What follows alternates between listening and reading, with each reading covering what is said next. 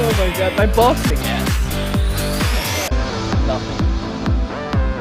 Yeah, the guy who writes those posts is going to have a microphone and a camera to just wander around the place. Oh, we're going live in 3, 2, 1. So next time we go live.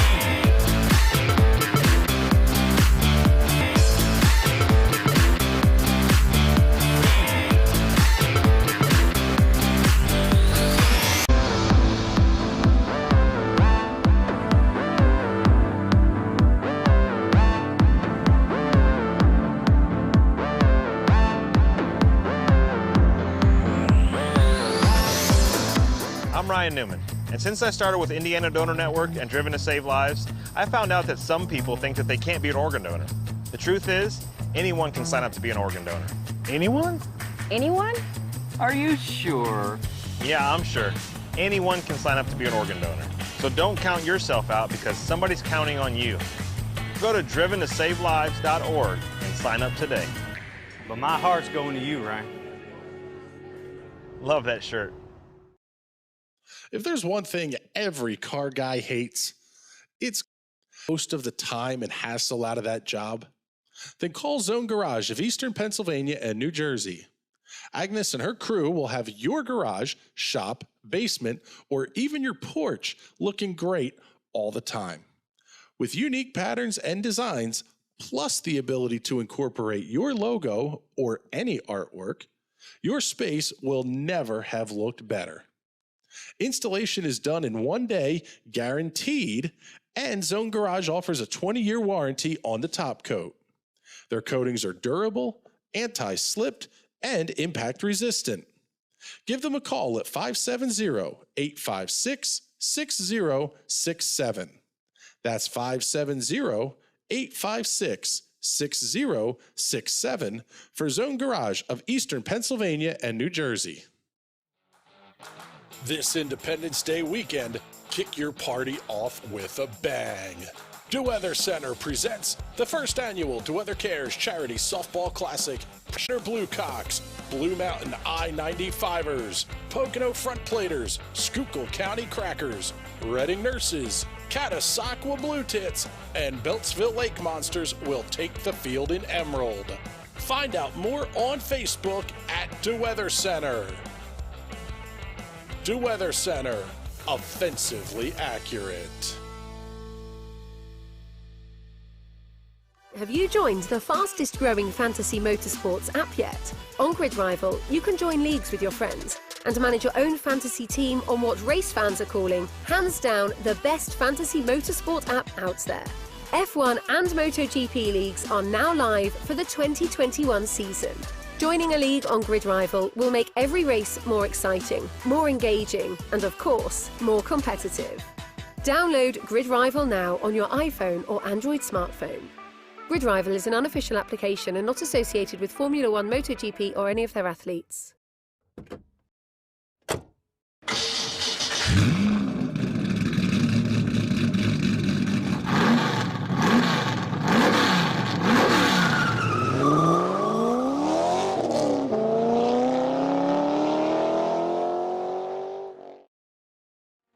This evening, and looking forward to a fantastic night of racing coming up here on the National Racing Network.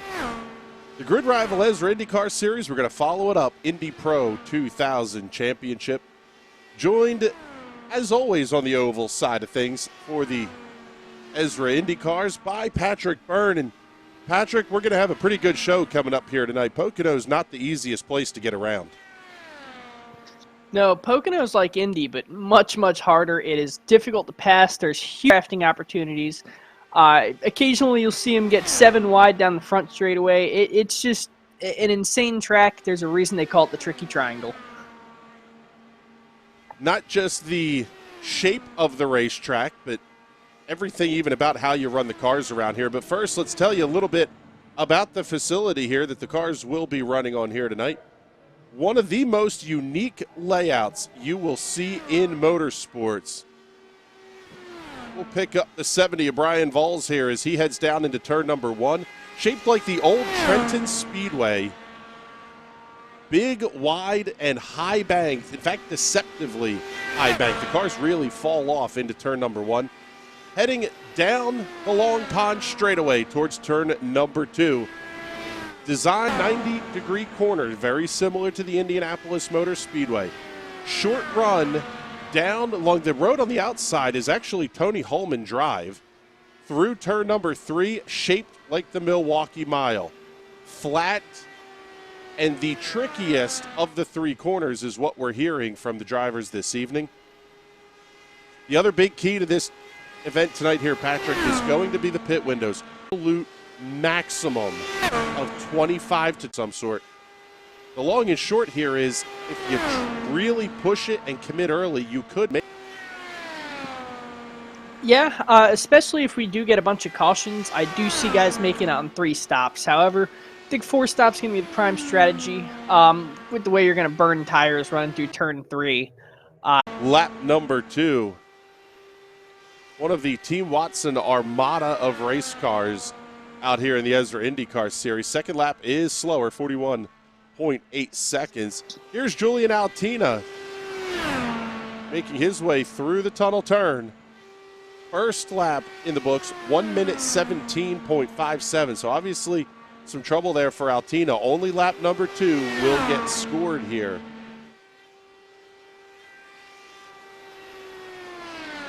Altina across the line. He's going to move up to 9th quick. 41.88 seconds. Waiting on 3 cars to take time. Everybody else has completed their allocated 2 laps. Seeing Joe Miranda checking in, saying, "Evening, NRN crew." Hey, thank you very much for hanging out with us here, Joe. So, continuing the discussion of the points championship here, little bit of a runaway at the front. Well, big runaway. Matt Wagner with a 99-point lead over James Watson. The gap between Watson and Mario Miranda is only 4 points as qualifications have come to a conclusion. Sebastian Kinder, Ty Richter, your top 5. It's a pretty good battle from 4th back through, we'll say, 8th, 9th position in points here. Only 40 points or so separating 4th place Sebastian Kinder from 9th place Jim Brooks.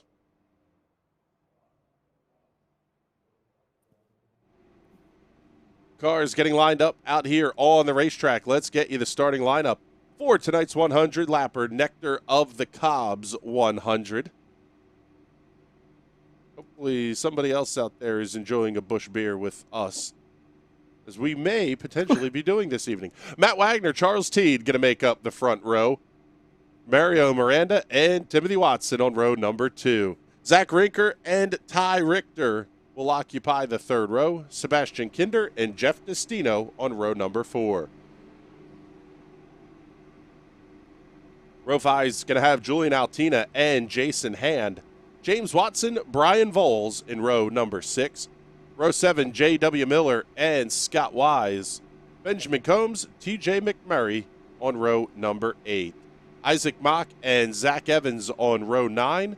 Row 10, Cullen Johnston and Alec Coates. Row number 11 will have Casey Knighton and Jay Shallington.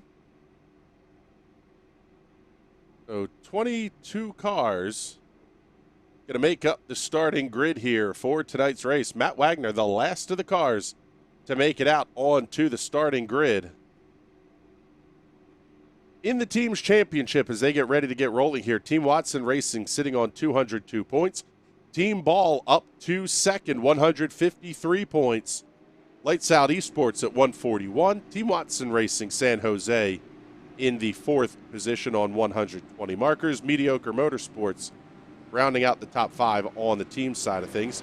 Torqued Wrench Motorsports, Dark Horse Indy, The Butchers, and Dark Horse Racing complete the 9 cars that will comprise the team's championship here for the ESRA Grid Rival IndyCar Series.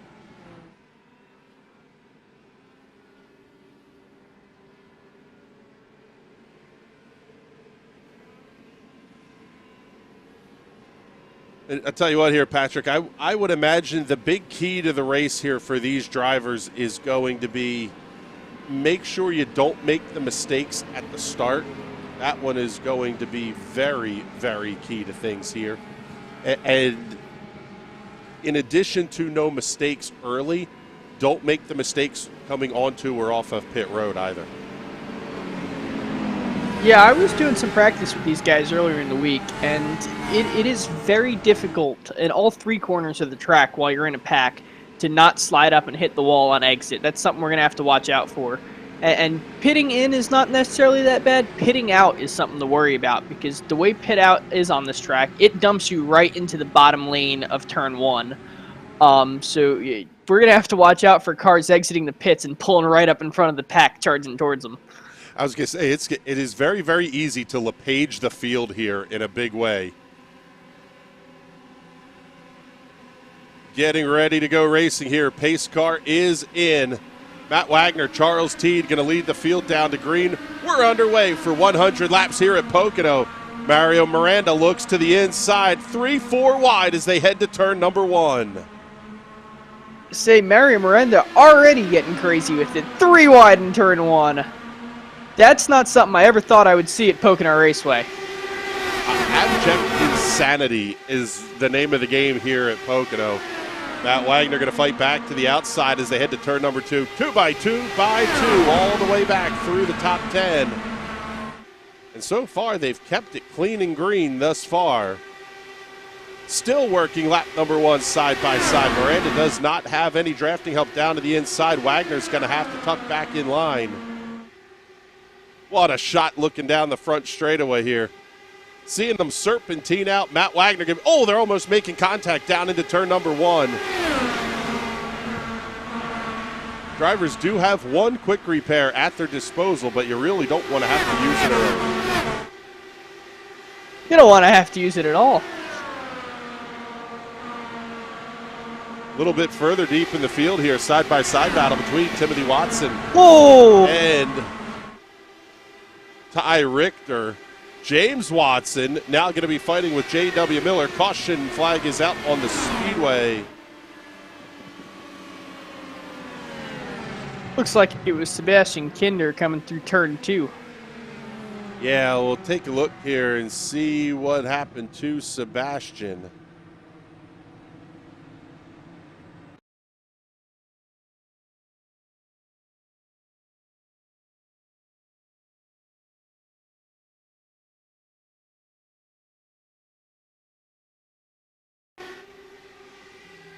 Pick things up here on the front straightaway. Keep your eye on that blue car with the green and pink stripes on it. Kinder comes around James Watson. Watson fights back to the inside. There's J.W. Miller down there as well. Kinder going to lose a couple of spots here.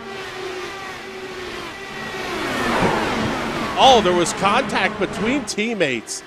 Kinder hard into the outside retaining wall. What a tough break there for Sebastian Kinder. Looks like Kinder's going to be able to drive that car back to the pit area. Get the pit service in. And now this is where like we mentioned, you don't want to have to use the quick repair early here, Patrick, but the reality is Sebastian Kinder is now just locking himself into the 4-stop strategy.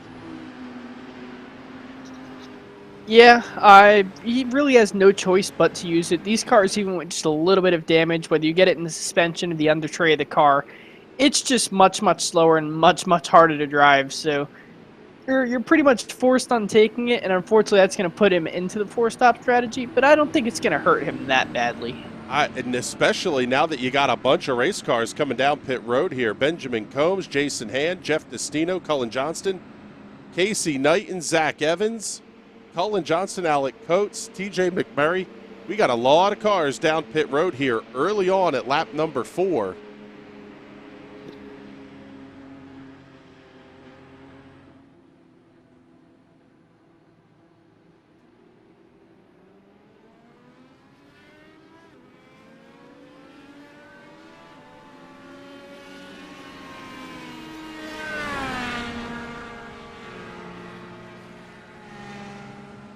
At the pointy end of the field here, Matt Wagner holding on to the race lead over Mario Miranda.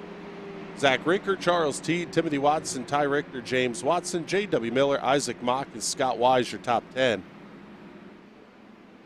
I would imagine Sebastian Kinder may get an EOL penalty here for being the cause of the caution. I don't think he's necessarily going to be allowed to keep that 14th spot. And sort of what it looks like we're seeing happening here is Kinder's going to let the field pass to his inside.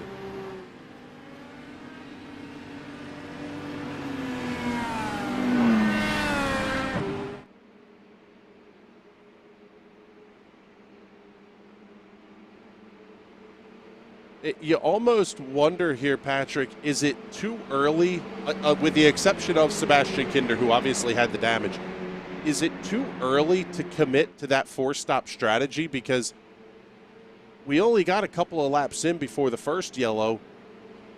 If we keep seeing caution flags coming out, the three-stop strategy comes into play very, very early in this race.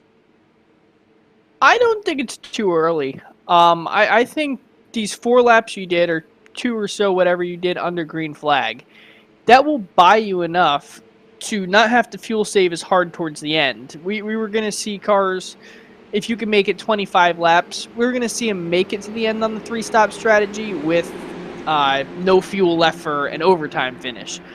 However, taking this pit stop now, just topping off the tank, that buys you that green-white checkered. So I don't think it was the wrong move, but if we do get a ton more cautions, I can see you keep getting cycled to the back if you keep pitting. Looks like Casey Knighton making a very short pit stop here. Also, his second stop of the race on lap number 4. Julian Altina has also made 2 stops here under this caution flag. That's sort of that whole idea of making sure the tank is as full as possible as we get ready to go back to green. Yeah, if you're already towards the back right now, there's no harm in pulling into the pits, throwing an extra gallon of fuel in the car, and topping it off the fill neck, just to make sure there's as much fuel in that car as possible.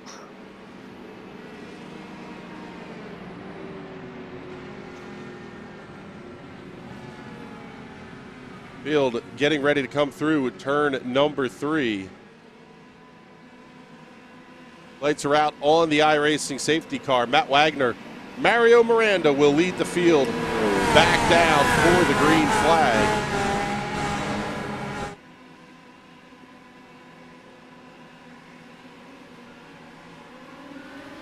Green flag goes back in the air. We're underway once again here at lap number 6. Everybody going to hold in line here.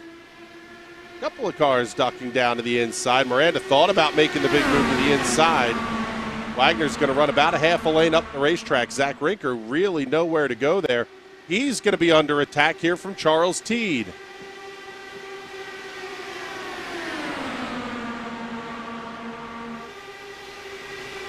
Top 2 staying nose to tail. Everybody else getting back side by side. One of the things I noticed watching practice here, Patrick, was you really could run the extreme outside of the racetrack if it was an absolute necessity. So a lot of grooves, a lot of racing lines open here. Say, especially in turn 3, I saw a couple cars on that first start coming through turn 3, running right up against the wall, almost running a Kyle Larson line, which was amazing to see. I would have never thought that was a line here at this track, but they're making it work, and it might give you an advantage down this long front stretch. You almost wonder here, Mario Miranda sitting fairly patiently back here behind Matt Wagner. Little bit of an early strategy call to just tuck in and try to save a little fuel, drop the fuel, Matt, maybe? Possibly. He might be trying to make it just another lap after Matt Wagner, or even trying to take the undercut and just having to put less fuel in the car. That'll give you a huge advantage as well. Miranda falling a little bit back of the race leader. Gap's about 0.6 of a second right now. Zach Rinker, Ty Richter, Charles Teed, all catching in on Mario Miranda, running in the second position. J.W. Miller, James Watson right there as well. Fastest lap of the race set by 21st place running Casey Knighton, 41.98 seconds.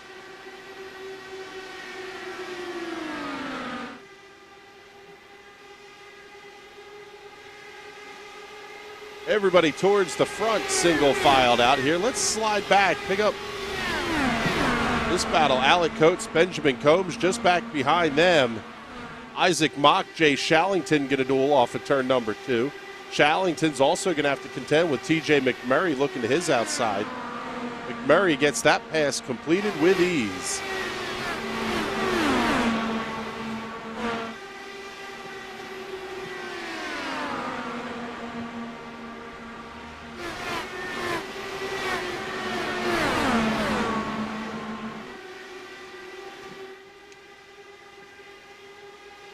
Fourth place running Ty Richter pulling out just a little bit. Not quite close enough there, but things are definitely starting to heat up here at the front of the field. As I would imagine, Patrick, we're seeing these cars fan out into multiple grooves as much because of the aero push as a true desire to try to make a pass on somebody. Yeah, with the way this setup looks, you can run anywhere on this track, so you might want to try and run a little bit higher through the turn, maybe sacrifice a little air, because these straightaways are some of the longest in motorsports. So you almost want to get an extra couple mile an hour coming out of the turn. As you see, looks like Charles Teed made the move on James Watson on the outside line. So impressive to watch these guys run up there. Sliding back in the pack here, we have still this gaggle of race cars. Alec Coates, Isaac Mock, Benjamin Combs. Mock just set the fastest lap of the race, 41.74 seconds.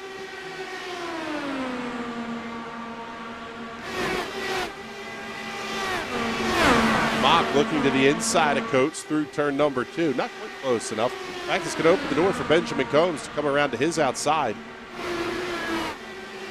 Combs only making one stop on lap number 3, 4.33 seconds, so no damage with the contact with teammate Sebastian Kinder.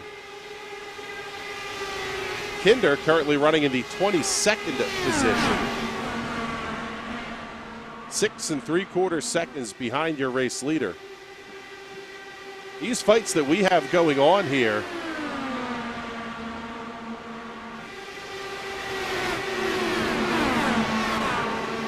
really starting to separate the field out, but not by a ton.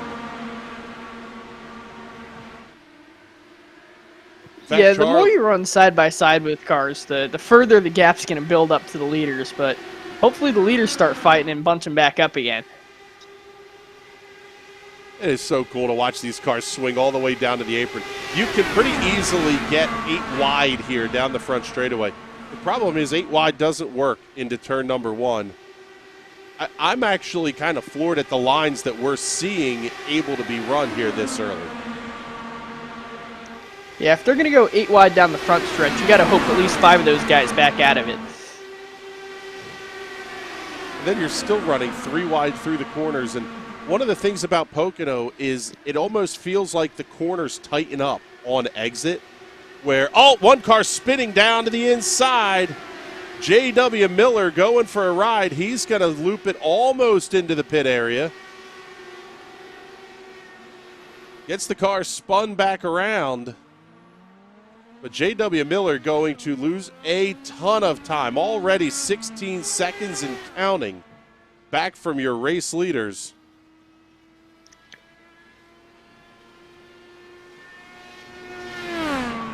Now, normally this isn't a pack racing drafting track, but that's what we're seeing right now, so I don't know if he'll be able to catch back up to everyone. It's going to be tough. It may force Miller into an alternate strategy here. We'll get you the Hot Shoe Racewear instant replay. Looking, keep your eye on that All-American Eagle Castrol liveried car down to the inside of turn number 3. Just clips that yellow line, loops it, locks it down. Barely keeps the car from entering the pit lane. It's a nice piece of driving there, but he's going to have a long road to hoe here coming up, because we've got a battle for the top spot. Ty Richter looking to the inside of Mario Miranda. He wants a piece of Matt Wagner as well into 3.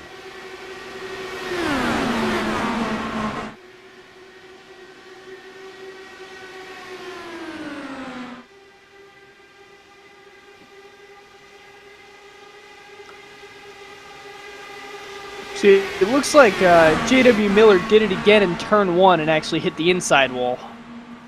Yeah, he's back. He's taking the tow, and he's going to be pit side here for a pretty good duration. Tough break for J.W. Miller. He was up to the 7th place in points. Not necessarily going to have a shot at a championship, but any hopes of getting inside that top 5 maybe kind of going up in smoke here without some help. I wonder if there was contact with another car prior to the first incident that just set the car off and made it very, very loose and tough to drive. And unfortunately has taken him out. Charles Teed looking to the inside of Zach Rinker. Rinker fights back on the outside. Ty Richter looking to the inside of Mario Miranda. Down the long pond straightaway into turn number 2. I tell you what, you saw how Matt Wagner ducked down to the inside. That just yanks every bit of downforce you have away from the front of the race car there. Yeah, so one trick to the IndyCars is to make a move, you got to dip a little bit of your wing underneath or below the backside of the car in front of you, get a little bit of clean air on it. The trick to block that is just take away all the air, and that car behind you will push straight up into the wall. So it's really, really interesting how these guys play these games. Charles Teed now fighting with Zach Rinker for the 4th position.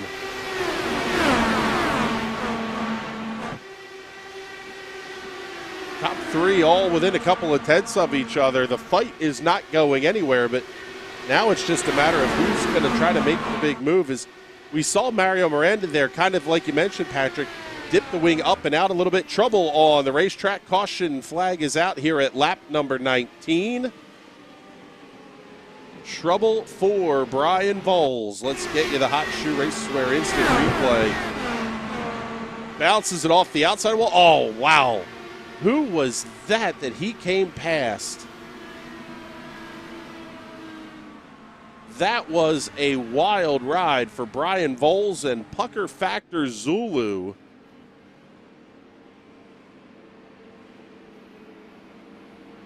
Seeing Rare Blend, the car show, checking in on YouTube, saying go Super Mario. Hopefully y'all are enjoying the show tonight. Thank you very much.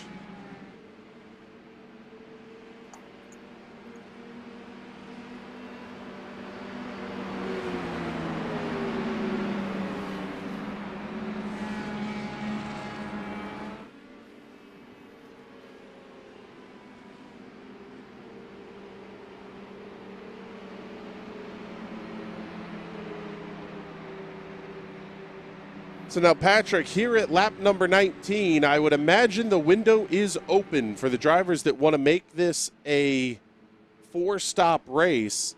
With the cautions we've had, though, I would tend to think maybe you're going to try to stretch it to lap 25. You're not going to lose a lap here pitting under green. Now, I say pit under caution is all of these guys except Mario Miranda double fakes it and comes back into the pits. Wow, I don't think I've ever seen a double fake before. Yeah, if all these guys are coming down the pits now, I don't see any cars, actually, other than Cullen Johnson staying out. Yep, Cullen Johnston, Julian Altina staying out on the racetrack. Kind of a tough break there for J.W. Miller. He's going to get the lucky dog here, but he would have actually had the ability to take the wave around as well. Matt Wagner down and away. I'd rather lucky dog. 8.02 seconds. 4 Firestone Firehawk tires.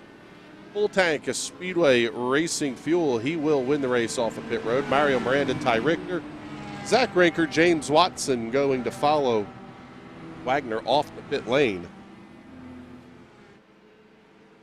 Couple of cars looking like they did have some damage repairs there. Jason Hand, 13.42 seconds on the stop, 10.15 for Casey Knighton.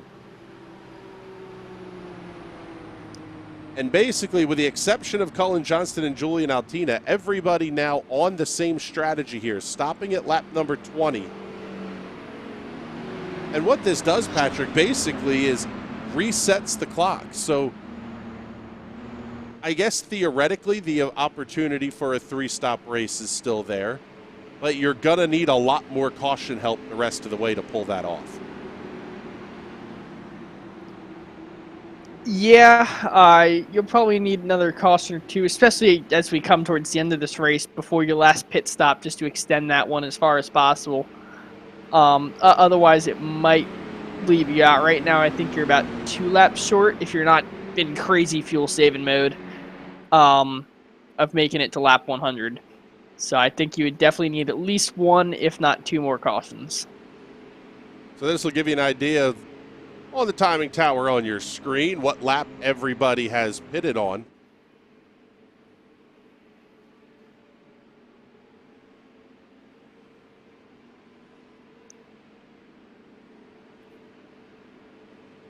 A Rare Blend giving the shout out to Joe Miranda there for suggesting the shout out to him. As a reminder, we can now accept super chats. So if you want us to shout you out, sending a super chat's a pretty darn good way to do it. Doesn't have to be much either. We're pretty lenient on that one, unlike some of the other channels on YouTube. But I want to thank everybody for hanging out with us here. The first end of our doubleheader here tonight. The Indy Pro 2000 Championship will be coming up next from Phoenix. You don't want to miss that one. That race is going to be pretty insane. Phoenix always races well for the PM18s, and then you're also going to have the regular aliens that run on the Thursday night show, plus the oval interlopers. So we got a pretty big show in store there for that one too, Patrick. Yeah, I'm currently debating on whether or not I want to run it. Those guys are incredibly fast, so.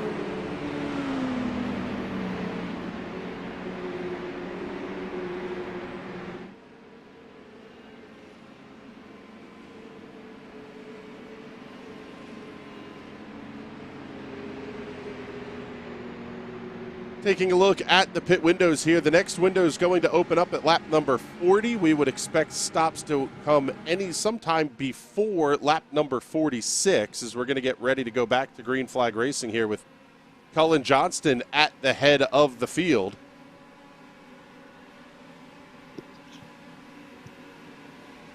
Seeing Rare Blends checking in from Orlando, Florida. Where's everybody else watching from here tonight? Let us know in the comments. We go back to green flag racing, lap number 22 on the board. And here's Matt Wagner already looking to the inside of Julian Altina into turn number 1. Wagner wants to be out Easily going to get it on Altina. Yeah, he's going to get around Altina. Now the question is, does he get around Cullen Johnston just as quickly here? Oh, man. Altina thought about stuffing that 3 wide up the middle. Johnston way up against the outside safer barrier on corner exit. Mario Miranda looks down to the inside. The fight is hot and heavy for the second position. Ty Richter going to be right there as well. Oh, Miranda slides up, has to back out of it. Almost got back up into Cullen Johnston again. That car is a handful right now for Mario Miranda. He's falling backwards in a hurry back to the 6th position. Yeah, he got hung out to dry there. Taking a look at Ty Richter getting a big-time run on Cullen Johnston. He'll get the pass completed there. Julian Altina holding on to the 2nd position. It's 0.8 of a second out front here for Matt Wagner right now. This is exactly what he wants to see in the rearview mirror.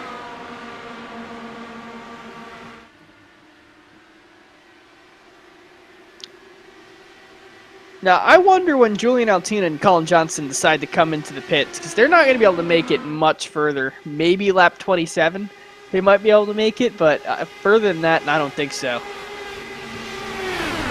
Yeah, it's going to be tight. I mean, I know the caution laps have helped a bunch here, but you're still talking a pretty long run here. My math says kind of an absolute maximum is going to be right around lap 31. Charles T now looks to the outside of Miranda through the tunnel turn. We'll keep things side by side. Now settling in just a little bit as they work their way through turn number 3. It's going to be the interesting strategy call here, because depending on where the late caution flag comes out, that really could be the deciding factor in the race here of making that early pit strategy work. Yeah, that's the funny thing about running races with cautions is you could be on the perfect strategy to lap up from most of the field, and all of a sudden the caution comes out right when you're begging for one not to, and it'll throw the whole game off. I mean, we saw that in the real world. The Indianapolis 500 this year, Scott Dixon and Alexander Rossi absolutely got, I don't want to say hosed, but they got the short end of the stick there with the caution flag for Stephen Wilson's accident. And The same is true in the world of iRacing here as we've got a fight for the lead. Julian Altina looking to the inside of Matt Wagner. He'll claim the race lead into one. Wagner going to fight back low. Somehow going to do it on those old tires, too. I wonder if Matt Wagner is just playing around with him, trying to get him to burn his stuff up. Yeah, it's almost interesting that the drivers, they were kind of cagey in what they were telling me about the tire wear situation tonight. My gut's kind of telling me that depending on what the weather conditions are, tires may not be an issue here this afternoon, as obviously this is a daytime race here at Pocono. 70-degree ambient temperature, but a 99-degree track temperature. This place is hot and slick right now.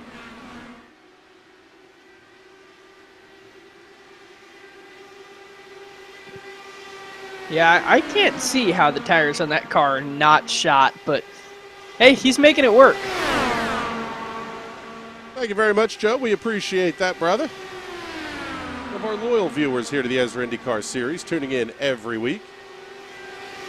Battle for the top three is pretty good. Then you go back 2 seconds and you find this next battle between Mario Miranda, Charles Teed, and Cullen Johnston. They've settled it down a little bit, but this battle is still pretty hot and heavy back here. Zach Rinker and Scott Wise going to fight for the position.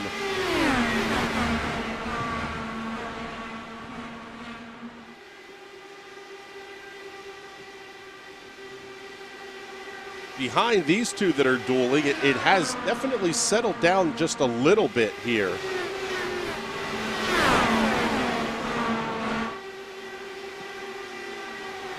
I would imagine at some point here, Patrick, you really need to settle yourself in and try to lock some laps. Yeah, it's not a necessity to fuel save, but ultimately the more fuel you save, the shorter that final pit stop's going to work out to be. Yeah, I mean, if you can get your pit stop, it takes about 6 seconds to change tires, and for the full fill of fuel, it ends up being a 7-second pit stop. If you could shave that 1 second off, it might not be the difference between 10th and first place, but it might be the difference between 10th and 8th place or 3rd and 1st. So you really want to try and shave that second off if you can. Yeah, where you are on a potential final restart is going to be a pretty big deal as well here. We'll slide back up, pick up the front of the field here as Julian Altina is thought about making the move to the inside. Matt Wagner cuts the move off, and Altina's going to slide way up the racetrack on the exit to turn number 1. Not quite as crazy as Dover in terms of how you dive off into turn 1. But you definitely go downhill and then come back uphill on corner exit. That can really be unsettling to the race car. Yeah, what that wants to do is the car almost wants to push up into the wall, and all 4 tires kind of just get really, really light, and it's either going to push really hard or it's going to get really, really loose coming out. As we have one spinning in the turn 3. Trouble on the racetrack. We'll see if this is going to bring out a caution flag or not. Right as Julian Altina and Cullen Johnston make their pit stops. Let's get you the Hot Shoe Raceware instant replay. Trouble for Zach Evans. Car just got loose on corner exit. Does a nice job of locking it down. Doesn't hit anything. So he'll continue out here on the racetrack. Altina down and away, 9 seconds flat, 8.97 for Cullen Johnston. Here comes your race leader down the front straightaway. You call me a little bit of a liar here because I said you won't go a lap down stopping under green. That is entirely true. However, you're about as close to a lap down as you could possibly get. Yeah, this pit lane is extremely, extremely long. It's probably half a mile, if not more, in length. So you're stuck at that slower speed for a long time. Not only stuck at the slower speed, but the exit, as we mentioned earlier in the race, is not the most friendly of pit exits either here. As we've got cars snaking the draft down the front straightaway here. It's I was going to say, that was like... I say it's one thing to see that in the real world. However, in the world of iRacing, when you have connection issues and everything else that could come into play, that's got to be a little bit trippy at times too. Yeah, it's definitely very, very scary. However, in this series, most of the guys have an extremely, extremely good connection. Most of these guys are based in the Northeast or somewhere else relatively close geographically, so the connection issues aren't that bad. The only exception, I think, would be Sebastian Kinder being all the way in France, but even his connection isn't bad at all. So these guys can race really, really close together in this series. Seeing some trouble on the racetrack as well for Scott Wise. Let's get you the Hot Shoe Racewear instant replay here. Seeing that one right front already torn off of that race car and hits the safer barrier again. He has to take the tow back into the pit area.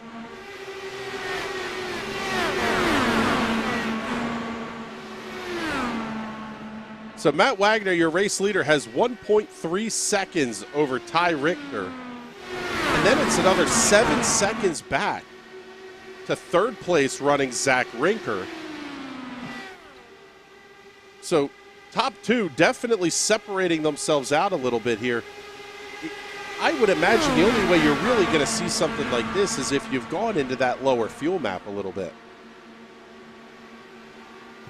Yeah, I wonder if those top two guys just decided to check out with it, keep the foot to the floor, and see if they could build as much of a gap as possible. You might need an extra pit stop, but if we stay green the entire race, you might have built enough of a gap to hold it. Well, I was going to say, if you're these cars, we saw what the gap was for Julian Altina and Cullen Johnston coming off of pit road. These cars are far enough back here that they may go a lap down if everybody has to stop. If they have to stop under green sooner than the race leaders do.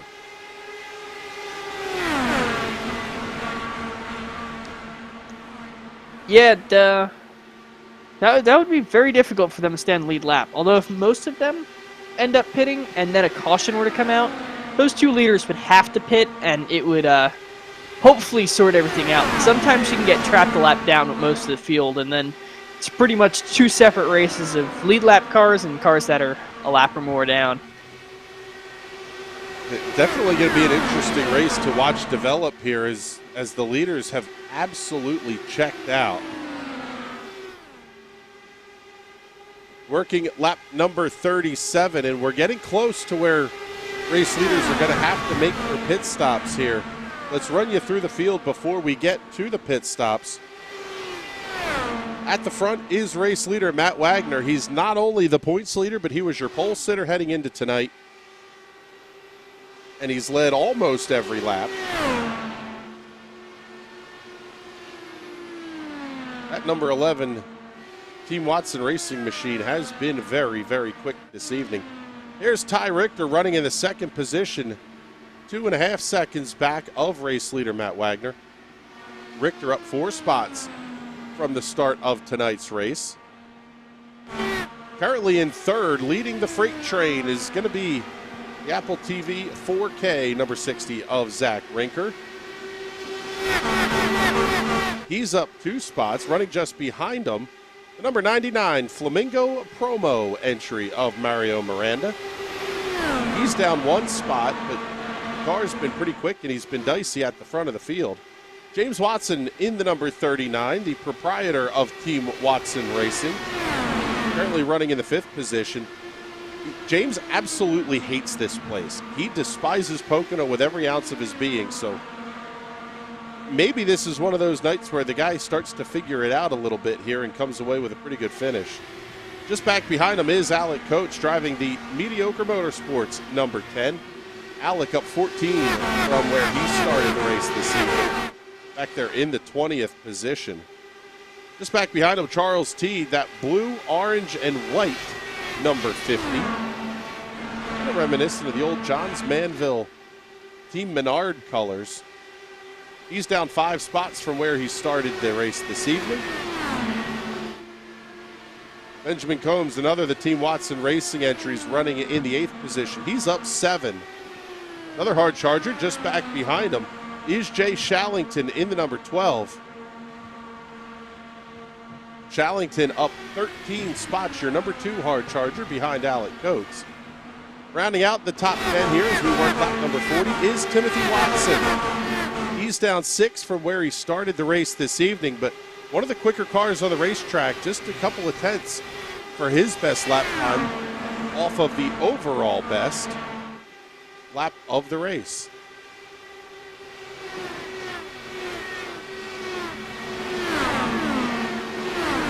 This is the tightest battle for position between Shallington and Timothy Watson. In about a quarter second here, but just as we say that, things are going to heat up towards the front. Zach Rinker, Mario Miranda, James Watson, all going to be lined up head to toe off at turn number 1.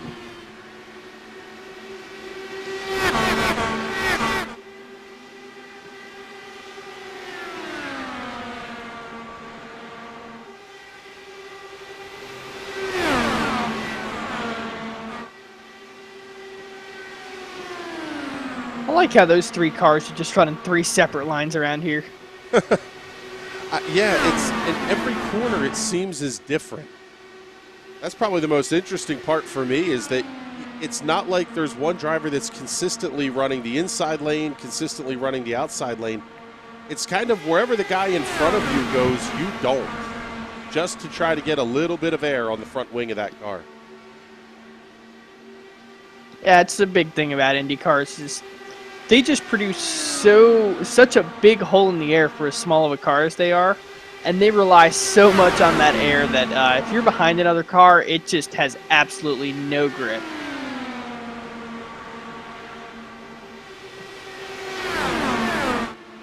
Everybody running that high line through turn number 3. I'll tell you what here, Patrick. I think the real world finally saw an iRacing style crowd here for the NASCAR doubleheader weekend last weekend at the Pocono Raceway. Absolutely fantastic crowds up there, and love to see IndyCar get back there in the real world as well. But the gap is now 8.8 seconds from Zach Rinker, who we see running in the 3rd position, up to Matt Wagner, the race leader. It's still 4 and change to Ty Richter, who runs in the 2nd position. However, these cars staying in line down the straightaways is helping them in a big way. Oh, man, James Watson may have just got the outside retaining wall. Into the hot shoe race where instant replay here. Keep your eye on James Watson. If he didn't get it, it was a big-time pucker moment there for Watson. He's got to fall back in line behind Alec Coates. Pit window is open. Zach Evans is going to be the first driver to take advantage, stopping here at lap number 44. And as we say that, here comes your race leader, Matt Wagner, making his way down pit road. Ty Richter going to follow him into the pits. Alec Coates, James Watson, Charles Teed, Benjamin Combs, all staying out on the racetrack here. So next set of stops starting to kick off here, lap number 19. The interesting one to look at here now is going to be, where does everybody else fall in line? Mario Miranda was running in that pack with Coates and Watson. He's going to stop here. Did the cars that haven't come in yet save just a little bit of fuel? And how much longer can they go? If you can make it to lap 50, do you then theoretically try to push it to lap 75? We know that the cars that are stopping here can't make that range, but... Yeah, if you can make it to 50, there's no reason not to try and stretch it to lap 75. You might as well just try the strategy. The worst thing that can happen is you don't win, and the best case scenario is you finish ahead of everyone else. So it's a risk-reward kind of thing, but I think it would be worth it if you could make it to lap 50 right now. Here is race leader Alec Coates making his way through the tunnel turn. Matt Wagner just crossing the start-finish line. So the big gap worked exactly as intended for Wagner. Getting him well out in front of the field here looks like Alec Coates may have missed the entry to pit road there. He was fairly slow. Oh, man, trouble for one of the cars getting onto pit road. That's Timothy Watson. That was almost a big smooth move of the race. James Watson, Timothy Watson, Jay Shallington, Casey Knight, and Sebastian Kinder all in here on lap number 46 is what the stop number will be for those cars. I was going to say, I think Timothy was getting a little confused from last night. We had the big attenuator party last night, and I just think he couldn't get himself out of that mindset until the last second. And it looks like there will be a penalty on Timothy Watson as that car is stationary still on pit road. Just overtook the pit entry in a big way. I was just checking his pit entry speed. So pit speed limit is 55 miles an hour. His entry speed over the yellow cone was 82 miles an hour. So that's just speeding a little bit. Yeah, that's going to be a very long stop there here for Timothy Watson.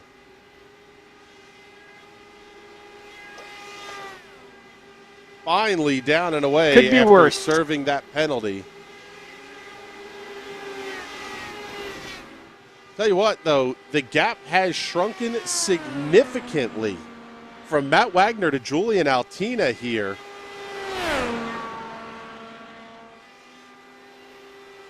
Pretty much the same gap from Wagner to Ty Richter. Wagner came in with about an 8-second lead over Ty Richter. The 8-second gap is now about 7.5. However, Julian Altina and Cullen Johnston that are on the alternate pit strategy, they're not quite close enough just yet. Caution on the speedway. Yellow flag is out. Trouble for Isaac Mock.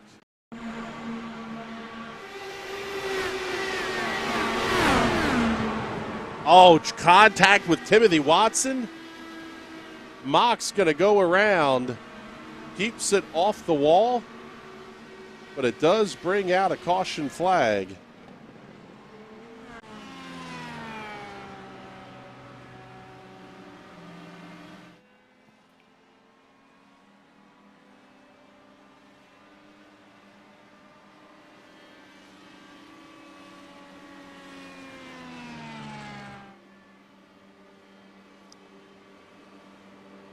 Third caution flag of the race coming out here. Don't think this is going to work out well for Julian Altina and Cullen Johnston. They're going to have to pit on this stop, and that's going to just cycle them right back down to the bottom. However, that does give them their lap 50 number, and hopefully some other cars take that lap 50 gamble as well. I was going to say, the strategy window just opened in a very big way for some of the cars. I would even say from like 8th or 9th place Alec Coach James Watson all the way back through Zach Evans, who's the final car in the lead lap in 17th. Because you're not going to have to go 25 laps under green here. Do you try to stretch this and do it on one more stop from here?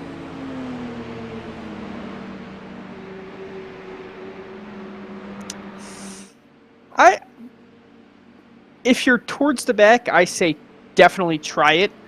If you're up towards the front, Matt Wagner, Ty Richter, Zach Rinker, Mario Miranda, these guys have been in the front all night. They need to just keep doing what they have been doing, and I think that'll work out for them unless someone comes up with a totally wild card strategy that puts them in the lead. So I think we have a fun strategy game on our hands.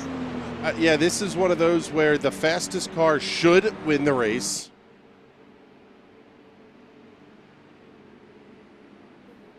But here comes Pocono Matt Wagner down like pit road.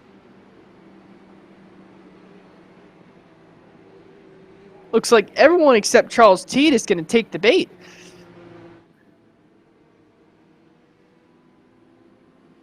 And Sebastian Kinder staying out as well. Sebastian Kinder having issues early in the race. He's now going to be running in the second position. He's used the quick repair. Matt Wagner down and away, 4.75 seconds. Fuel only on the stop for Wagner. In fact, fuel only for just about everybody here. Julian Altina and Cullen Johnston taking tires as they had run the full fuel stint, so they're going to lose a couple of positions in the exchange here on pit road. But we do have an interesting bit of strategy going on here now as Charles Teed, Sebastian Kinder last stopped at laps 46 and 47. Everybody else inside the top 17 electing to come in. J.W. Miller looks like he's going to be able to get back on the lead lap here as well after his early issues as well.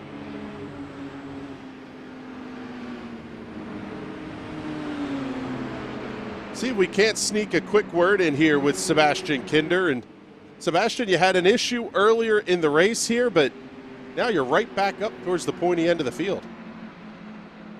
I'm not as optimistic as you, Chris, because all those guys, they top it off fuel, and if they save a little bit, they'll go on the one stop. And for me, I still don't know if I can make it. So it's just a dice roll because an unfortunate collision with my teammate. Stuff happens, sadly.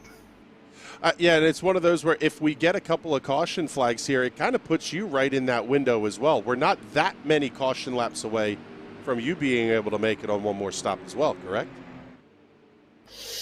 You're not wrong at all. Well, let's just see how this gamble of mine will pay out. It's certainly an interesting race. All right, Sebastian, thank you very much for checking in with us here. And, yeah, it's going to be interesting for sure.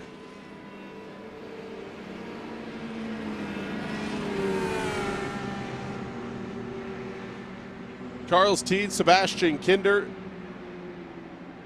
potentially working a strategy that could see them leapfrog the field here by not stopping. Basically, at this point, Patrick, I would imagine what they're hoping for is the caution at like lap number 70 when they have to pit in a big-time way anyway, and it's going to force everybody else to come down pit road.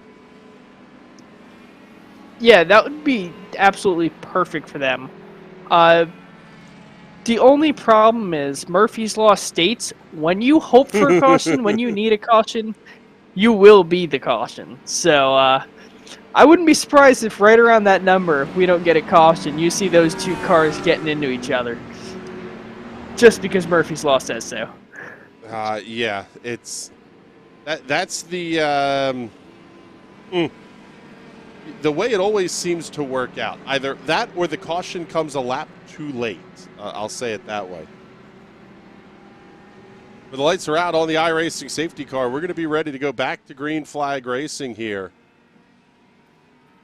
Charles Teed, Sebastian Kinder at the front of the field. Then some lap traffic sitting in between them and third place running Matt Wagner. In fact, 3 lapped cars sitting in here to Matt Wagner as Teed gets away in a hurry. See what Sebastian Kinder is going to do here. Almost looks like he's in a little bit of a save mode as well, and everybody else going to start to stack up behind them.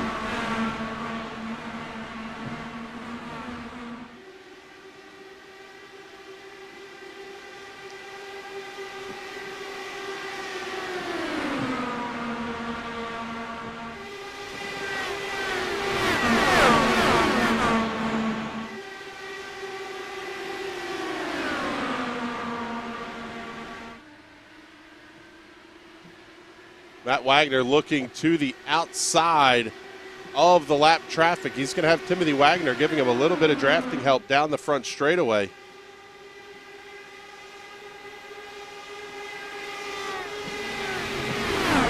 It's absolutely incredible the moves these guys are making down that front stretch.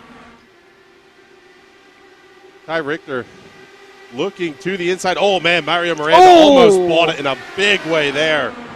Mario Miranda around Matt Wagner in what could theoretically be called the effective battle for the race lead as Charles Teed, Sebastian Kinder are going to need some caution help to make it on the same strategy number that everybody else is.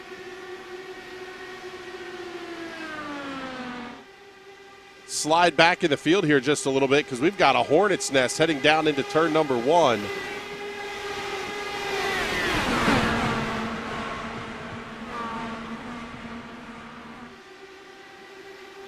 See the 42 of Jeff Destino in there mixing it up with the leaders. Destino, though, is a lap down, running in the 21st position.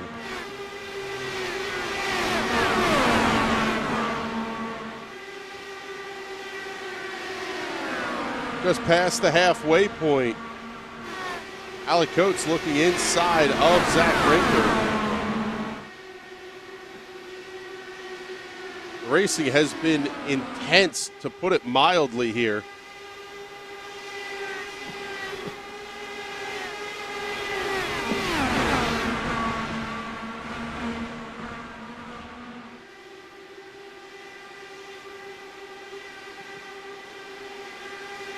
Matt Wagner going to be fighting with Ty Richter, and it wasn't much of a fight here. Richter able to use the lap car for the drafting assistance, and Ty Richter now going to move ahead of Matt Wagner. You wonder here, Patrick, is Wagner in fuel save mode? I think he might be. He might just be trying to get the miles per gallon indicator on the dash to where he likes it, to where he's confident he can go that full 25 laps, lap 75, and then you might see him get on it. Or he might just be saving a little bit here, a little bit there, trying to keep himself out of battles, as he nearly makes contact with the side of Sebastian Kinder's car. Fighting lap traffic for position here is not the ideal thing that Matt Wagner wants to be doing. Lap traffic is... Go ahead. I was going to say, lap traffic is definitely the enemy here. Even with all the passing we've seen today, it is still incredibly difficult to do effectively and quickly. It's always a battle no matter what, not even by the choice of either car. It's just everyone gets in the way of everyone here. That's the nature of the setups that are in play here. Basically, you're talking about a lot of these cars, they're all running almost the same speed. As Alec Coates is going to get freight trained here by Julian Altina and Jay Shallington towards turn 2.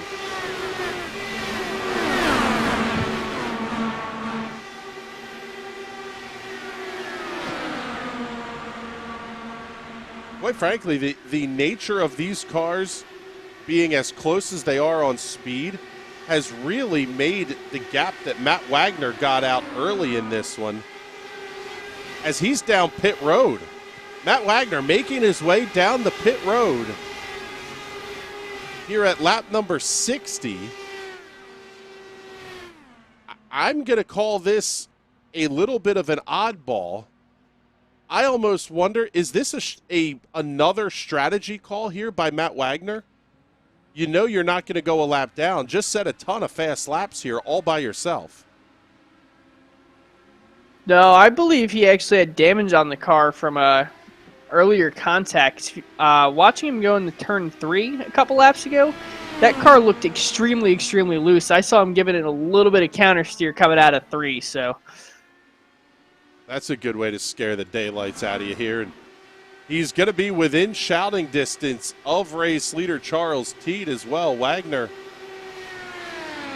38.7 seconds back of the race leader. Now with the stop at lap 60, he can go to lap 87. All it does is it just commits him to that 4-stop strategy. So it really may not be that big of a loss, depending on if a caution flies and when.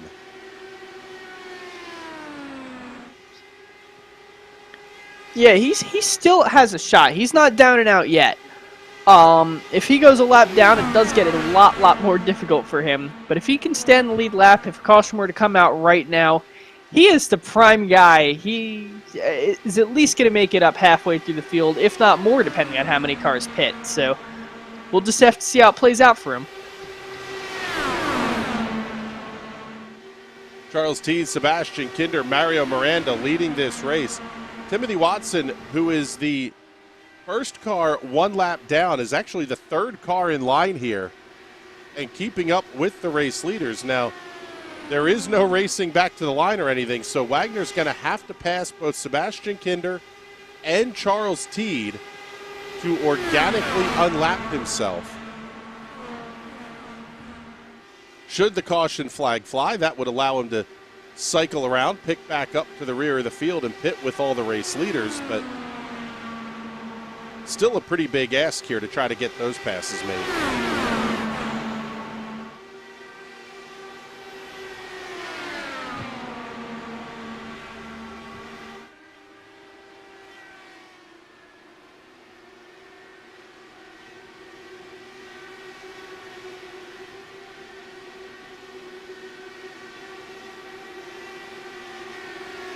Looking back at 12th place, Zach Evans, 13th place, Isaac Mock.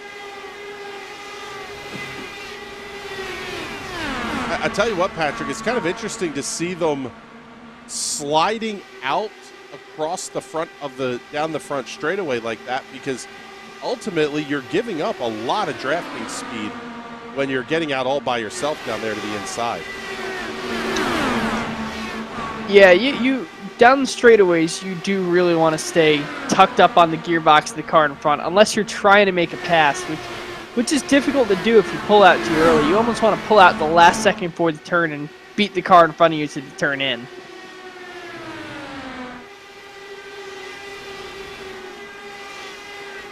Seeing Alec Coates fighting here with Jay Shallington. He's going to come around Shallington just as you described on the entry to turn number 1. Working lap number 64. Getting close to that window opening for the cars that are on that kind of 20 laps per stint strategy. That would open up at lap number 66. Seeing Ty Richter and James Watson doing battle off of turn number 3.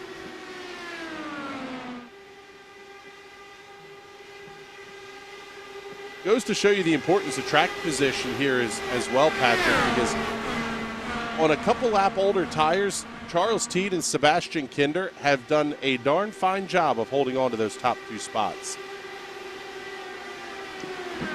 Yeah, like I said before, it's just so hard to pass here. I mean, earlier in the race we saw everyone doing it, but now everyone's figured out the best line this car takes, how to block a run coming, how to keep up, how to try and make a run. So the more people figure out how to drive these cars at this track, the harder it becomes to pass them.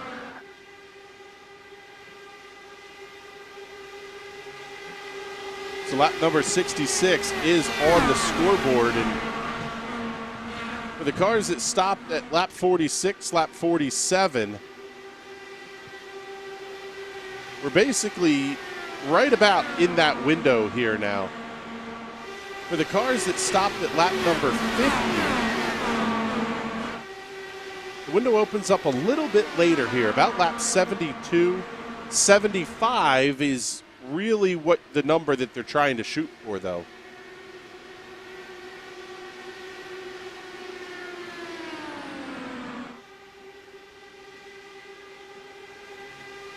Give a shout here to J.W. Miller.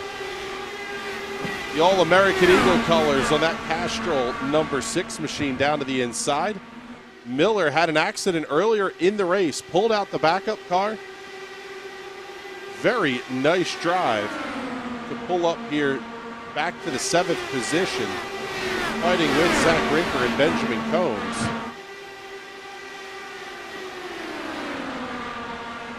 Looking at where things may shake out in terms of the season-long point standings here. Charles Teed missed several races. He's back currently 15th in the points. And the blocks are just absolutely wild down the straightaway here.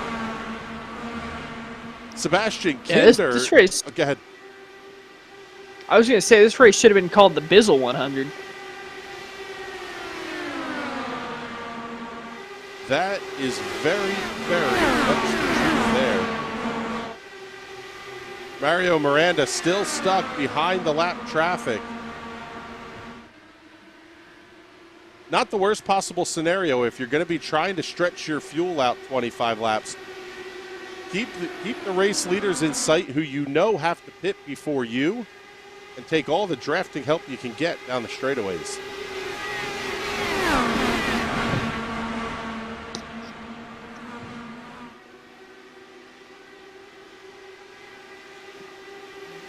Looks like Timothy Watson may have an issue here. That car very, very slow. He stopped at lap number 46. You wonder if he might not potentially be out of fuel or almost out of fuel. Mario Miranda coming in a hurry now. He's around the lap traffic, and he's around Sebastian Kinder. Miranda charging to the front. He wants a piece of race leader Charles Teed.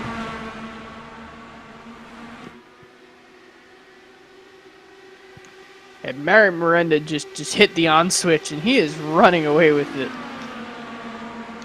You wonder if it's he's almost now, like did he see the lap counter on the? All the drivers are using some form of a telemetry software. It's going to tell them about how many laps they have to go. He now knows he can make it to lap 75 with plenty to the good. So get after it and get on the loud pedal now. Yeah, it's almost like he had a little sneaky Pete bottle of nitrous tucked up in the footwell and just cranked that thing open, because that car looks like it has 100 more horsepower than all the rest of these cars right now.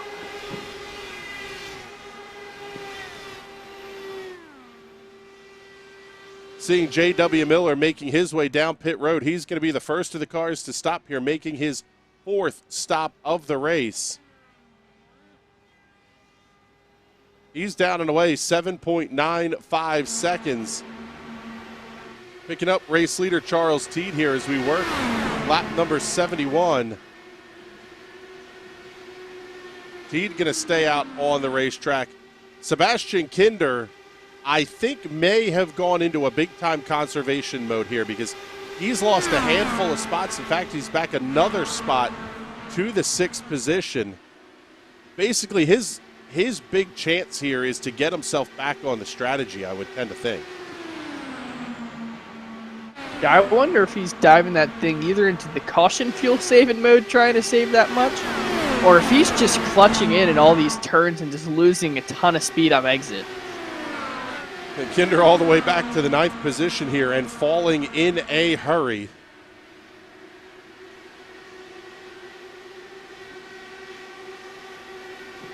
And he's going to stay out on the racetrack. It looks like he thought about it. Yeah, he thought about it for sure, but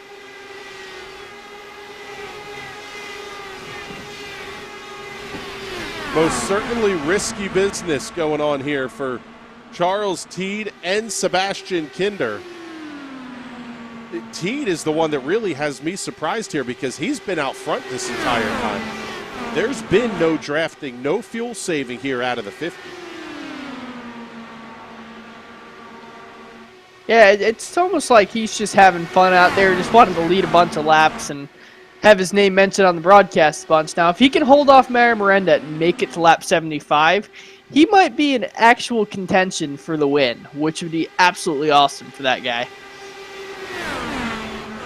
Timothy Watson in on pit road. He'll be making his stop. Watson is the first car one lap down, now being passed by Brian Voles and Jeff Destino. Over both of those cars will have to stop as well. The one to keep an eye on here is Casey Knighton.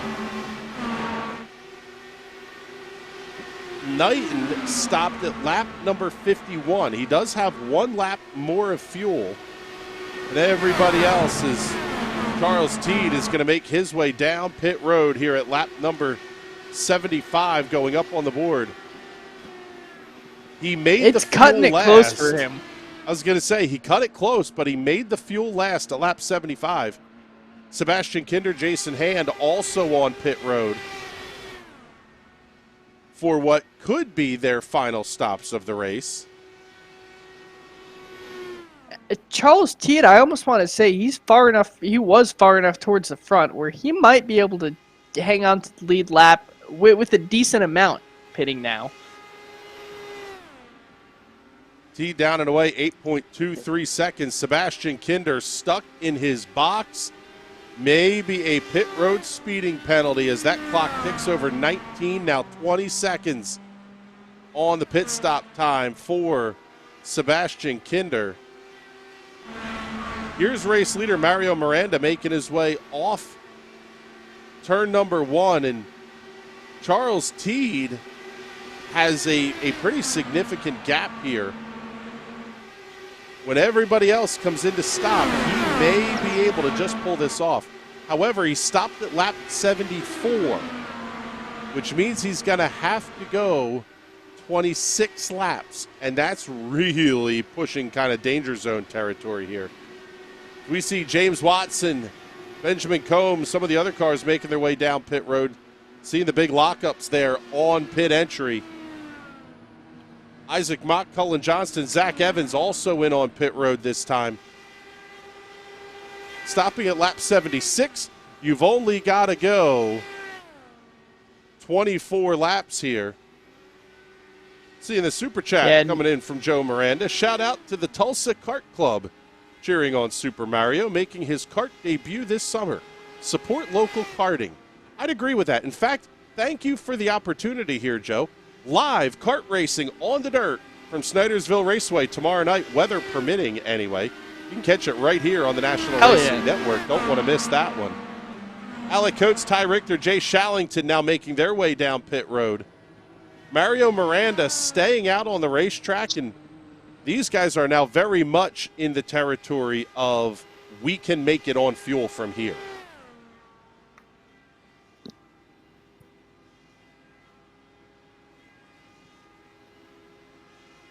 Yeah, these guys are going to be on the loud pedal for pretty much the rest of this race, trying to make it work and trying to go out there and take the checkered flag. The other one that we'll want to keep an eye on here, well, we'll do that once we get through the pit stops for everybody else. Mario Miranda, Zach Rinker, Julian Altina, Casey Knight, and all making their way down pit road. The big one here is Matt Wagner. He stopped at lap number 58. You wonder when Wagner's going to have to make his pit stop here. Race leader Mario Miranda down, hits his marks. Matt Wagner comes around to claim the race lead. J.W. Miller is going to be the next car on the list here, and Miller cycles his way around. He'll be your new race leader, but he stopped at lap number 70. Without the caution help, there is not a prayer that J.W. Miller makes the end of this race. Mario Miranda comes out as your effective race leader. Charles Teed catching rapidly as they get towards turn 2.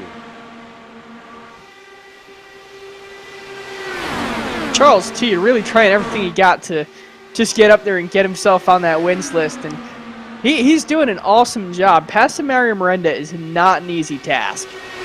No, and to the point, he made the strategy call work absolutely fantastically. Not only did he make the fuel last, but he was able to keep himself right within shouting distance. That's really all he needed to do. He didn't need to come out with the lead. All he needed to do was be within drafting distance of the top 5, and he's done that to absolute perfection.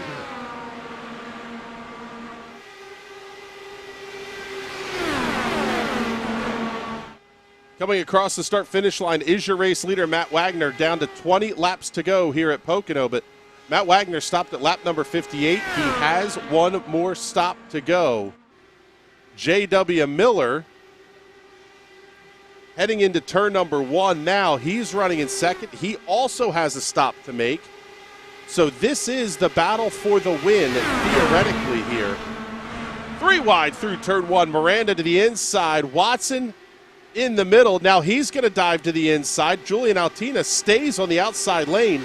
And Altina just set the fastest lap of the race, side by side for the race lead. Matt Wagner into the pits. Yep, Matt Wagner's in to hit his box here. 3 wide through turn number 3. Watson thinks better of it, lifts just a little bit. He'll tuck back in line behind Charles Teed.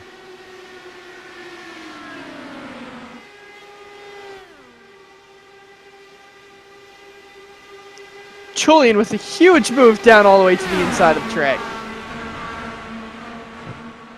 Man, the racing is just absolutely rowdy here tonight. Matt Wagner on his way out of the pits. He's coming down and will come out in the 15th, now 16th position as he just gets back onto the racetrack. Not in danger of going a lap down, but he will need some caution flag help. if he's going to have any chance at moving forward in this race. J.W. Miller has not come into the pits yet, but he only stopped on lap number 70. I'm going to say this isn't a totally crazy thought here, but there's no way J.W. Miller goes 30 laps on the field, does he?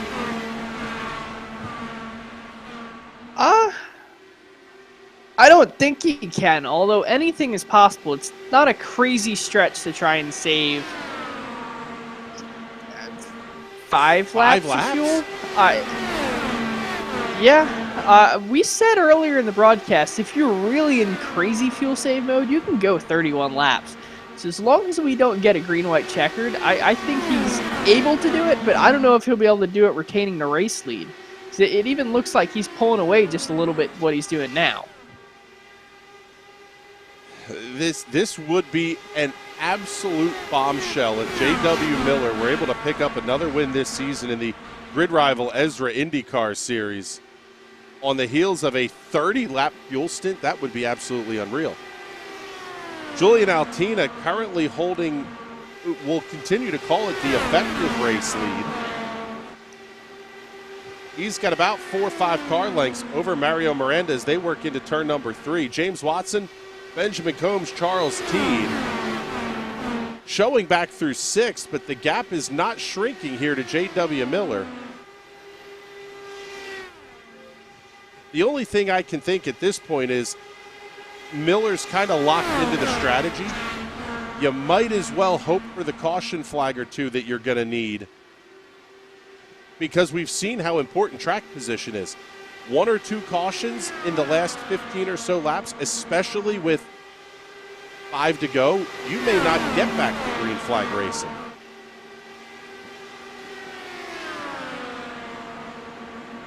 Yeah, the best thing he could ask for is that this race ends under caution, because with how fast he is running right now, I don't see much of a hope of him making it to lap 100. And as we got to bear in mind, too, there is the green-white checkered finish. We saw that catch out James Watson a couple of weeks ago. So even the late race caution doesn't help. Maybe that caution with 5 or 6 to go where he's only got to turn a lap or 2.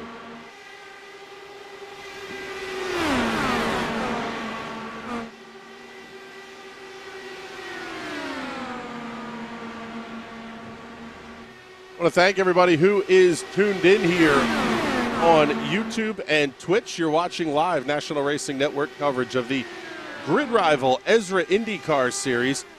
Check out Grid Rival on your tablet, your phone, your mobile device, whatever you may be using. Really cool F1 and MotoGP fantasy game. Once you join up, it's completely free. Once you sign up, search for ESRA, ESRA, under the league that you want to join, and you can compete against the drivers, team owners, and even the broadcasters of the ESRA Grid Rival IndyCar Series. Maybe we'll throw up a little NRN prize pack for the best fan participation here over the rest of the F1 season. Lap number 88 going up on the scoreboard, and J.W. Miller has not backed down whatsoever. He's already off at turn 1, working his way towards turn 2. 5.6 seconds is the race lead, and I'll tell you what here, Patrick, it doesn't sound like that car is making full pace here, but he's doing what he needs to do and staying out front. Just say, just looking at the gap, he's picked up 0.2 over Julian Altina. So he's definitely still turning some fast laps.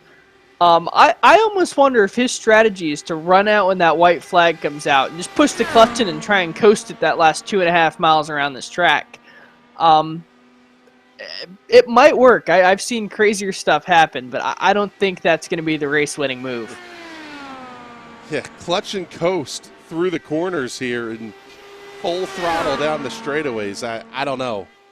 I don't know that he has enough of a gap at 5.7 seconds or so. Let's slide back in the field here, pick up some side-by-side racing action. Zach Rinker and Alec Coates dueling with Casey Knighton. into turn number 3.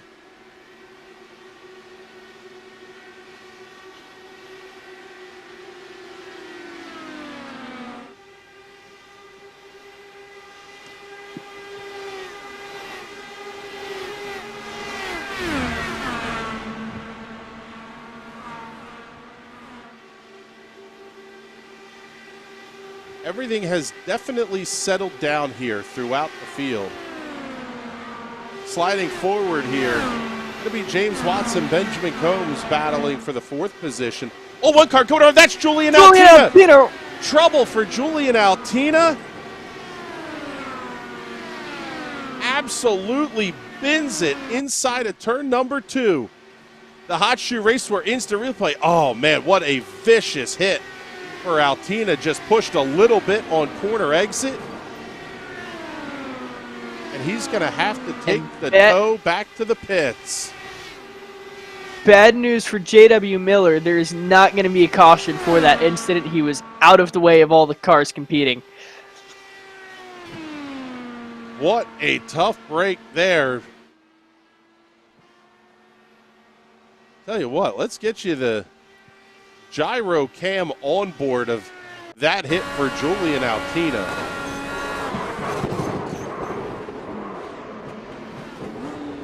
Just a little bit of push, and that car is junk. So J.W. Miller doesn't get the caution, but what he did get was everybody else having to grab the brakes. The lead is up to 7 seconds over Mario Miranda. Mario Miranda holding on to a 1 1/4 second lead over James Watson. And here's J.W. Miller. He's coming into the pits this time. Lap number 92, it'll be a splash and dash for J.W. Miller, but it's going to give the race lead to Mario Miranda.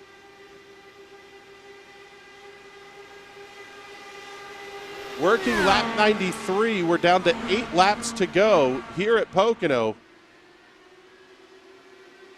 At this point, what do James Watson, Benjamin Combs, and Zach Rinker have to do to catch Mario Miranda, or can they even? They need to quit fighting with each other, and they need to just form a line and try and freight train them. But I don't know if they're going to be able to do that. Those are 3 very, very antsy dudes right now. I mean, yeah, we're taking a look back here, and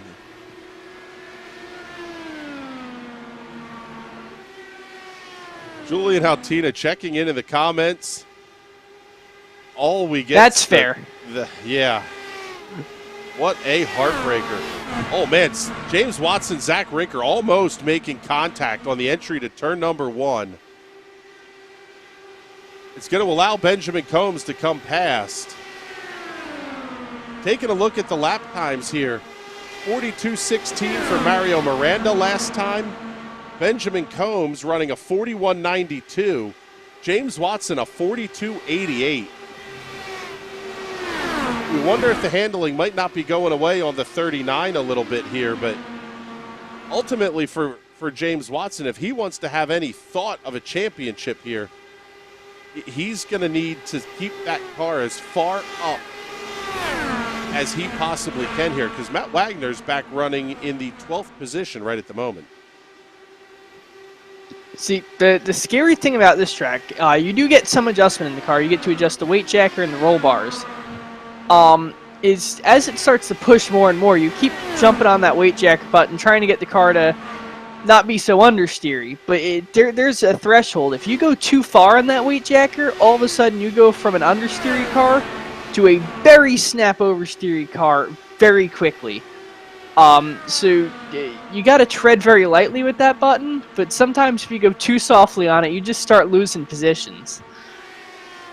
5 laps to go here at the Pocono Raceway for the Nectar of the Cobs 100, presented by the Grid Rival ESRA IndyCar Series. Here's your race leader, Mario Miranda, holding on to a 1.1 second lead over Benjamin Combs, but that lead is shrinking. Now it's just a matter of, can Combs get that done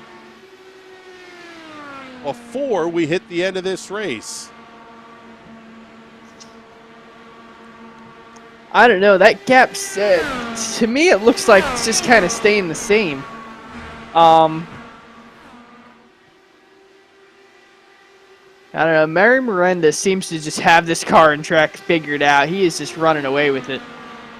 I mean, we talked about it a little bit in the pre-race. Miranda has been win it or bin it, and on nights that he's strong, my goodness, is that number 99 machine just been spectacular. Although, looking at that gap, Mary Miranda lost 2/10 just in turn 2 to turn 3. Down to 3 to go here. I wonder if Mary Miranda is worried about his fuel. I would think they would all have to be, especially the cars that stopped about lap 76. The gap's down to 1 1/4 seconds. It's not changing much, but the gap is shrinking, and you're going to start to get Benjamin Combs in draft range here pretty quickly.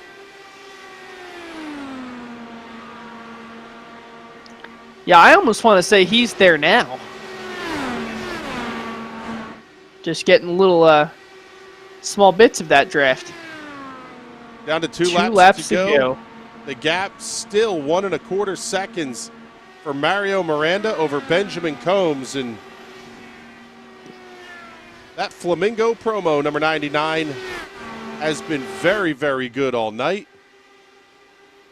Weaving back and forth, trying to break the draft.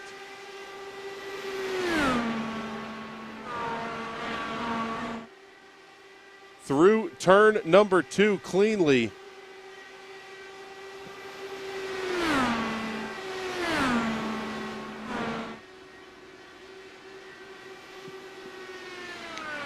White flag, 1 more lap to go. Oh, man. Julian Altina saying the cars that stopped on his lap are good, plenty good on fuel, so no questions there. Mario Miranda getting the job done here down the Long Pond straightaway for the final time. Car looks nice and clean through turn 2, down the short straightaway, entering that long sweeping turn number 3 where we saw so many cars losing it on corner exit, but not that machine. Checkered flag in the air. Mario Miranda claims another win in the grid rival ESRA IndyCar Series. This time the Nectar of the Cobs 100 at the Pocono Raceway. Benjamin Combs comes home second. James Watson third. Zach Rinker and Alex Coates will round out your top 5.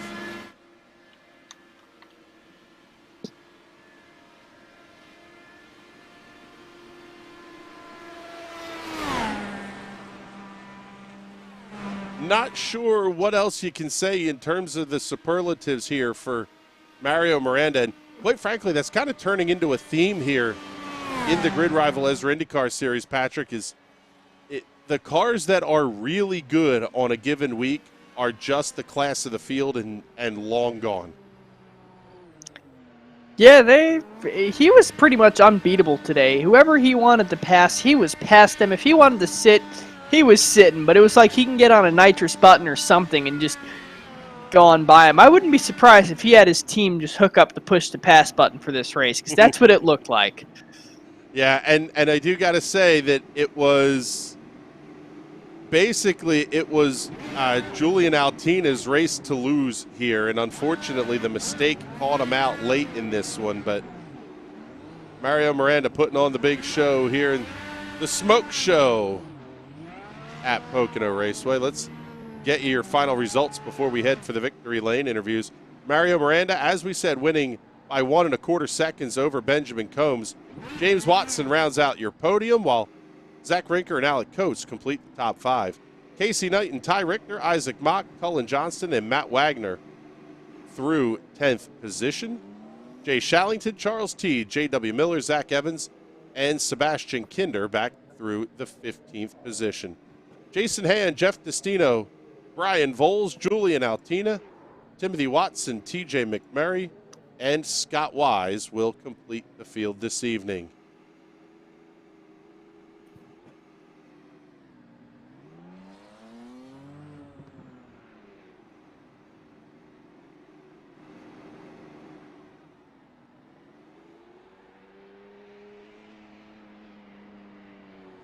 Let's get our replays set up here, and we'll pick up our third place finisher here this evening, Mr. James Watson. It was a very good run for you tonight here, James, at, quite frankly, a place that you really don't like. I hate this place. I hate it so much. How I ended up getting this.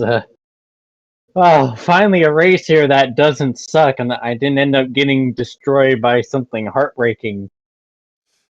Yeah, you've had a pretty good week here on the National Racing Network broadcast, getting the win in the TNT series on Tuesday night and following it up here with a podium. All in all, not a bad week for the Team Watson Racing number 39. No, I'm super proud for my homie Ben getting his first podium with the organization. I'm so proud. I got 2 of my cars on the podium. I love it. Well, fantastic run for you here tonight, bud. Who do you want to thank? I gotta thank ZAS Designs for putting up with my ridiculous design requests. I gotta thank you and everyone over at NRN. Knock on wood, I may have a few more people here to thank here in the coming few days. So hoping that comes to fruition, and my who do you want to thank segment takes a hell of a lot longer now from here on out. Well, not a bad way to showcase for the potential sponsors is putting a couple of cars on the podium. So congratulations on the podium here tonight, bud. We're looking forward to talking to you again soon.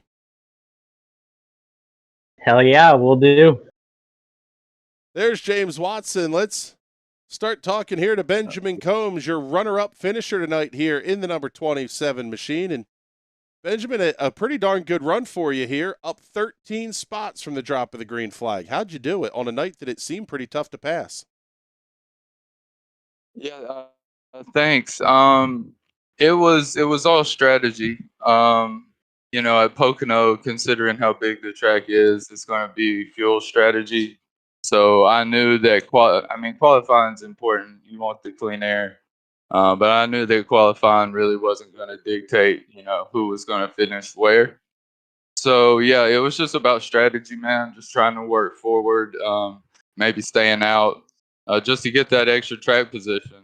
You never know what's going to happen with caution. So yeah, I just think we played it right with the fuel. It was a spectacular call, and I don't know that anybody was going to touch Mario, but what was going through your head there over the final laps when the gap wasn't shrinking? Did it just become hold on to second and not make a mistake?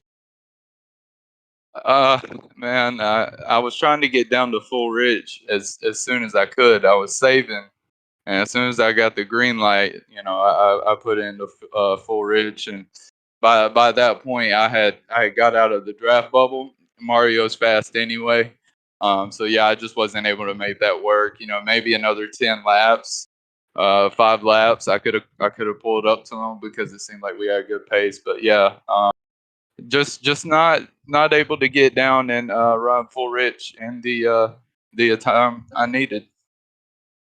All right, Benjamin. Well, congratulations on a fantastic runner-up finish here tonight, bud. Who do you want to thank?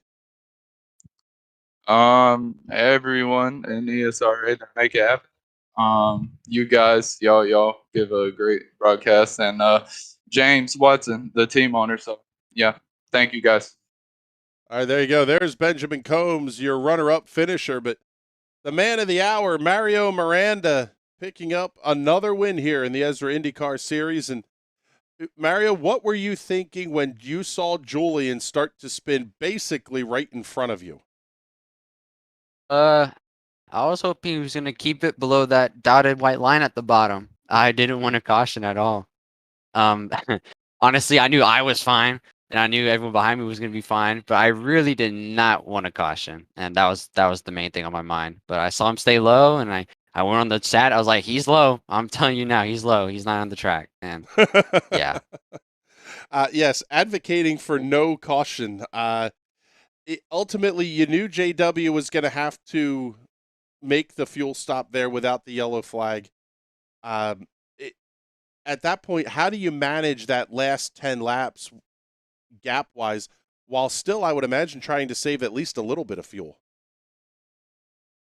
Yeah, when I got past, when Julian had his unfortunate incident, when I got past him, I was in fuel map 5 trying to save as much as I can, and Zach Rinker, my teammate, who is, I mean, the perfect fuel strategist, really gave me and him a really good chance. I was waiting for him to give me the green light to go, and he was like, maybe, I don't know, and I was like, you should be able to put in fuel map 2, and I put it in 2. And JW pitted, and with 10 to go, he gave me the green light to go. And, I cranked the fuel map back to 1 and did my best, and so did he. And he tried to get as much positions as he could. Well, it was a fantastic drive for you again. And sometimes you got to benefit from the issues that other people have, and you really made the most of it tonight. So congratulations on the win. Who do you want to thank? I just want to thank Flamingo Promo, Burnt Rubber Media, Race City Sims, and Circle B Diecast. Those guys are great, and they keep helping me race every week. And Flamingo Promo just has an awesome business that I love to be a part of. And Zach Rinker, my fuel strategist, and my mom and dad watching. And I'll tell Shane White, if he is watching, I finally won on an oval, not a road course ringer anymore. Oh, fantastic. Well done there, Mario. Congratulations on the win, bud, and looking forward to talking to you more as the season rolls on. Thank you, guys. Thank you, guys, for broadcasting. So there you go. There's Mario Miranda, your race winner here this evening. And as we go back to the live look and the scenic shots around the Pocono Raceway, I tell you what, Patrick, we had a fantastic race here. I mean, it had everything. It had the insanity on the restarts. The strategy game was in play the entire time, even down to a handful of laps to go. These drivers were trying to conserve to make the end.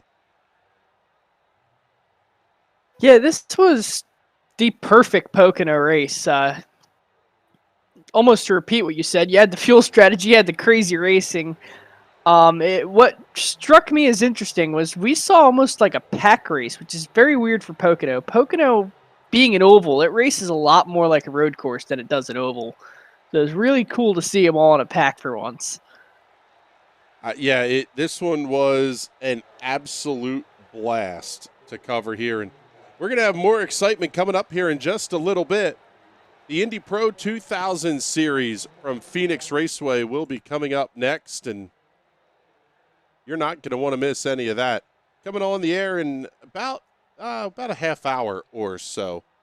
But with that, we're going to wrap things up here from the Pocono Raceway. For Patrick Byrne and everybody here at the National Racing Network, my name's Chris Graham. It's been a pleasure to have you with us. We'll talk to you soon. See you in just a little bit here, folks. Have a good night.